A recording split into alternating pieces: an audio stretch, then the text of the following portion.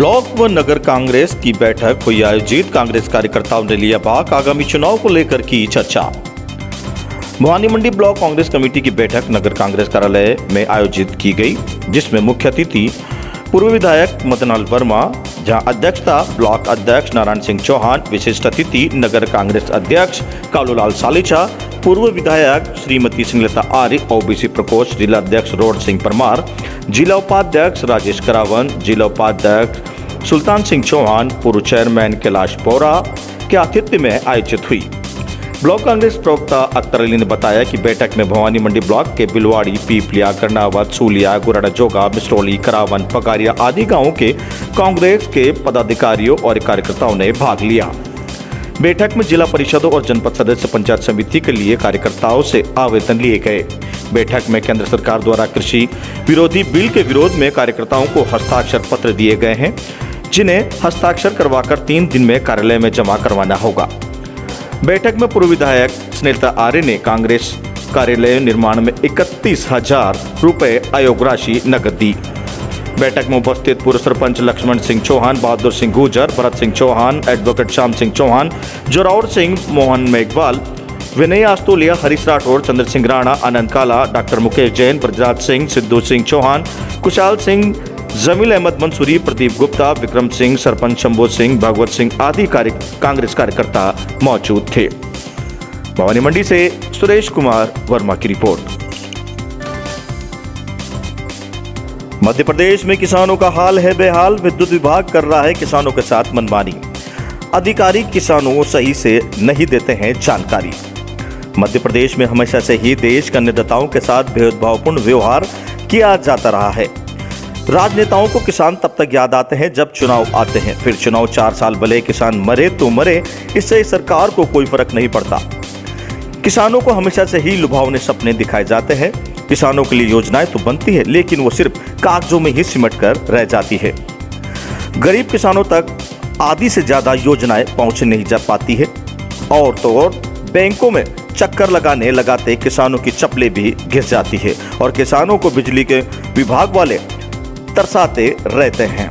ऐसा ही मामला सुसनेर के पास ग्राम नारखेड़ा से किसानों के साथ देखने को मिला है। किसानों को समय पर लाइट नहीं दी जाती है और विद्युत विभाग शिकायत दर्ज करवाने पर किसी भी तरह की कोई कार्रवाई नहीं करता है और पूछने पर किसानों के साथ अभद्रतापूर्ण व्यवहार किया जाता है। आखिर कब तक किसानों को अपना अधिकार के लिए आंदोलन करना पड़ेगा? आगरमालवा से कमलेश माली की रिपोर्ट। कांग्रेस प्रत्याशी के समर्थन में उतरे दो पूर्व मुख्यमंत्री। जैसे जैसे मतदान की तारीख नजदीक आती जा रही है, वैसे वैसे ब्यावरा विधानसभा सीट पर होने वाले उपचुनाव की सरगर्मियां तेज होती जा रही है। ब्यावरा के पीपल चौराहे पर कांग्रेस प्रत्याशी के समर्थन में पूर्व मुख्यमंत्री कमलनाथ और दिग्विजय सिंह एक साथ उतर आए। कमलनाथ ने कहा कि प्रजातंत्र में उपचुनाव आते रहते हैं, मगर सौदेबाजी या खरीद फरोख्त कर सरकार बनाना दुर्भाग्य की बात है। युवाओं को प्रजातंत्र की रक्षा करना चाहिए। शिवराज ने जब प्रदेश को सौंपा था, तब मेरे सामने काफी चुनौतियां थी। मध्य प्रदेश किसानों की आत्महत्या के नंबर 1 में, बेरोजगारी में नंबर 1, महिला अत्याचार में नंबर 1 और भ्रष्टाचार में नंबर 1, बिगड़ती अर्थव्यवस्था में नंबर 1 था। मध्य प्रदेश में 27 लाख किसानों का कर्जा माफ किया, बिजली बिल माफ हुए, कृषि क्षेत्र में नई क्रांति लाना चाहते हैं, मंडी का निजीकरण नहीं होने देंगे, समर्थन मूल्य के लिए कानून बनाया जाएगा। वहीं पूर्व मुख्यमंत्री दिग्विजय सिंह ने कहा कि भाजपा गुंडागर्दी कर रही है, उनकी गुंडागर्दी को पनपने नहीं दिया जाएंगे। दलित और आदिवासी कांग्रेसों में वोट हैं, इनको खड़ा करके कांग्रेस को नुकसान पहुंचाया जा रहा है। किसानों का कर्जा माफ हुआ है, बिजली बिल माफ हुए हैं। शिवराज सिंह मामा नहीं मामू है। सिंधिया को जो सम्मान कांग्रेस ने दिया था, वह भाजपा कभी नहीं दे सकती। ब्यावरा से ब्यूरो रिपोर्ट। विधानसभा चुनाव को लेकर शिवसेना के राष्ट्रीय सचिव ने किया सुवासरा विधानसभा का दौरा। आगामी 3 नवंबर को पूरे मध्य प्रदेश में विधानसभा उपचुनाव होने हैं, जिसको लेकर भाजपा कांग्रेस के अलावा तीसरे दल भी पूरी तरह से सक्रिय हो गए हैं। इसी कड़ी में शिवसेना के राज्यसभा सांसद एवं शिवसेना के राष्ट्रीय सचिव अनिल देसाई सुवासरा विधानसभा के शामगढ़ पहुंचे, जहां उन्होंने पत्रकार वार्ता को संबोधित करते हुए जनता से शिवसेना के प्रत्याशी संदीप राजगुरु के पक्ष में वोट करने की अपील करते हुए कहा कि पत्रकार वार्ता को संबोधित करते हुए कहा कि भाजपा व कांग्रेस एक ही थाली के चट्टे बट्टे हैं, इन्हें सबक सिखाना होगा। पिछले विधानसभा चुनाव में जनता ने भाजपा को नकारा था, लेकिन भाजपा ने जिस तरह से कूटी रणनीति बनाकर जिस प्रकार लोकतंत्र का मजाक उड़ाया है वह निंदनीय है। भाजपा को हिंदुत्व के नाम पर चुनाव लड़ती है तो बाद में हिंदुत्व को भूल जाती है। अब शिवसेना महाराज से बाहर पार्टी का विस्तार करने के लिए निकल चुकी है। अब शिवसेना राज्य के हर चुनाव में दमखम के मैदान में उतरेगी। शामगढ़ से पंकज निडर की रिपोर्ट। सुवासा विधानसभा क्षेत्र में शिवसेना का प्रत्याशी हूँ। संदीप राजगुरु मेरा नाम है और मैं जनता के बीच स्वास्थ्य, चिकित्सा और पेयजल की व्यवस्था, सड़कें दुरुस्त, जहाँ सड़कें बिल्कुल बेकार है, जहाँ पर आप मैं सोचता हूँ कि अभी आप देख लीजिए सुवासा से लेकर शामगढ़ तक आते तो वहाँ के रोड की हालत क्या है। बस्सी से लेकर कानपुर तक जाइए आप, वहाँ की रोड की हालत क्या है। देखो यहाँ पे ये, और मामा कहते हैं कि हमने 15 साल में काम किया है। मुझे जहाँ तक लगता है और आपको भी लग रहा है और यहाँ की जनता को भी लगता है कि कोई काम नहीं किया है, मात्र छलावा किया है। जैसे श्री राम के नारे लगवाएं और राम के नाम पर सिर्फ हिंदुत्व के नाम पे सिर्फ हाईजैक करना, जनता को भ्रमित करना और वोट लेना, इसके अलावा इनके पास कोई काम नहीं है भारतीय जनता पार्टी के नेताओं के पास। इसलिए शिवसेना में मध्य प्रदेश में लोकतंत्र की हत्या हो रही, जिस तरह का पिछले टाइम में ये हुआ, कैसे मान रहे हैं आपके यहाँ की जनता के लिए? लोकतंत्र की हत्या होना यानी राज्य की प्रगति नहीं, राज्य की अधोगति होना का ये एक संकेत है। और जिस तरह से मध्य प्रदेश के बारे में कहा गया था, मध्य प्रदेश को जिस तरह से राजनीति के पटल पर लाया गया था, तो महाराष्ट्र के साथ में प्रगतिशील राज्य करके उनकी गिनती होने की बात हो रही थी। महाराष्ट्र पहले से आगे है, लेकिन मध्य प्रदेश भी बहुत तेज़ी से आ रहा था। और वो तेज़ी, वो जो गति पा रही थी, वो गति क्यों रुक गई? करप्शन के हिसाब से, घूसपेट के हिसाब से जिस तरह से बातें होनी थी हर एक क्षेत्र में, उसको रोका गया। क्यों रुका?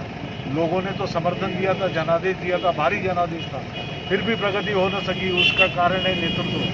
यहाँ पे भारतीय जनता पार्टी ने जिस तरह का नेतृत्व दिया वो अपने आप में पूरा कमियों से भरा हुआ है, उसकी खामियां हैं।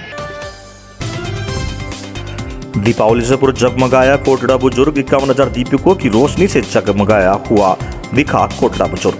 हिंदू संस्कृति को जागृत करने के लिए किया आयोजन। राजस्थान के सीमा से सटे मध्य प्रदेश के बोलिया के निकट कोटड़ा बुजुर्ग में रात किसी दीपावली की तरह से कम नहीं लग रही थी। यहाँ रात को आसमान में कामाख्या काम के महामंडलेश्वर 1008 मधुसूदन महाराज के सानिध्य में कल्पवृक्ष के नीचे शिव परिवार की प्राण प्रतिष्ठा की गई और 51,000 दीप प्रज्वलित किए गए। मधुसूदनानंद महाराज ने बताया कि देश में लगातार पाश्चात्य संस्कृति के पैर पसार रहे हैं, जिसकी चपेट में आई युवा पीढ़ी भारतीय संस्कृति को भुलाती जा रही है। हिंदू संस्कृति की सिमटती परंपराओं को जीवित रखने के उद्देश्य से इस प्रकार के आयोजन किए जा रहे हैं। इस आयोजन की तैयारियों के लिए कोटड़ा बुजुर्ग में 1 माह से तैयारियां चल रही थी। ग्रामीणों ने न केवल अपने घरों को बल्कि पूरे गांव को साफ सुथरा करके रंग रोगन किया और आकर्षक सजावट भी की गई। रात को यहां दीपावली की रौनक भी फीकी लग रही थी। कल्पवृक्ष के नीचे लगभग 51,000 दीप की ज्योति के लिए ज्योतिर्लिंग महाकाल उज्जैन और दूधाखेड़ी माता मंदिर से अखंड ज्योति को लाया गया। इस कार्यक्रम में आयोजन को देखने के लिए यहाँ हजारों लोग उपस्थित हुए। गांव में इसके लिए 3 दिवसीय मेले का भी आयोजन किया गया। आगर से मनोज जैन की रिपोर्ट। भी ऊंच नीच का भेदभाव मिटाने के लिए है कि प्रत्येक आदमी दिया लगाए, चाहे वो गरीब हो अमीर हो। और सबसे बड़ी बात कि जो पाश्चात्य संस्कृति, विदेशी संस्कृति हमारे भारत में आ गई है, उसका प्रभाव हमारे देश में इतना हो चुका है कि हमने त्यौहार मनाना बंद कर दिए, हमने सारी संस्कृति को भुला दिया है। तो पुनः उस संस्कृति का उत्थान करने के लिए कार्य हो रहा है और निरंतर आगे भी होगा।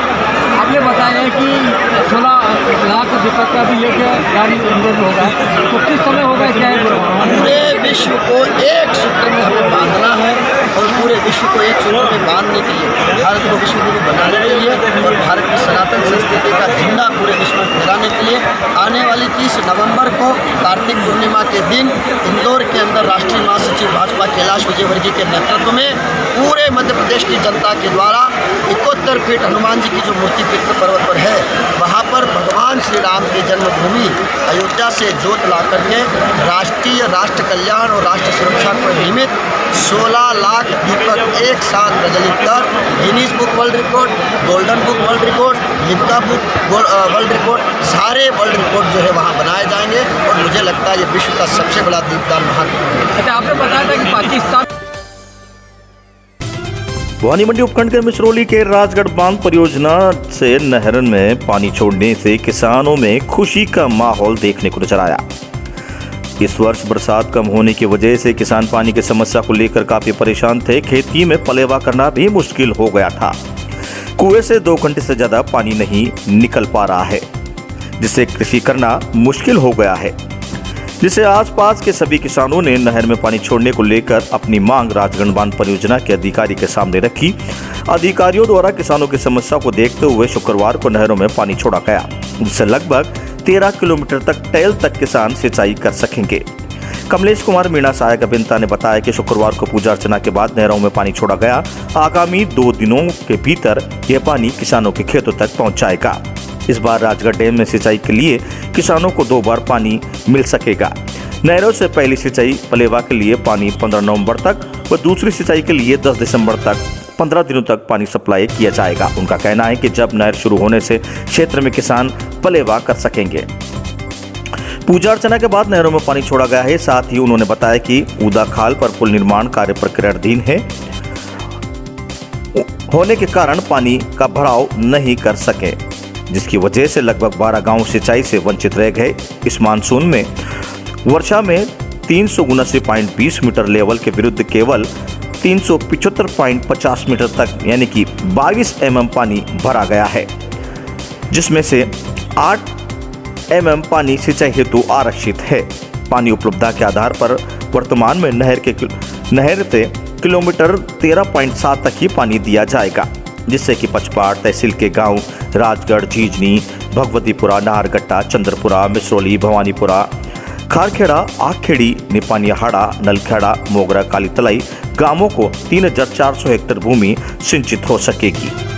मीणा ने किसानों से आग्रह किया है कि आवश्यकता के अनुसार जल का दुरुपयोग नहीं करें, ताकि नहर से संबंधित समस्त किसानों को रबी सीजन सिंचाई के लिए पानी पहुंच सके, जिससे कि किसान अच्छी तरह सिंचित कर सके।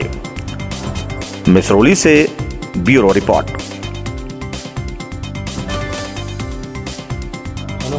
एक मिनट, जस्ट मिनट खत्म करता हूँ। 1 मिनट लास्ट है ना। अंजुमन इस्लामिक कमेटी रामगंज मंडी की ओर से ईद मिलादुन्नबी के मौके पर रक्तदान शिविर का हुआ आयोजन। 70 यूनिट रक्त का हुआ संग्रहण।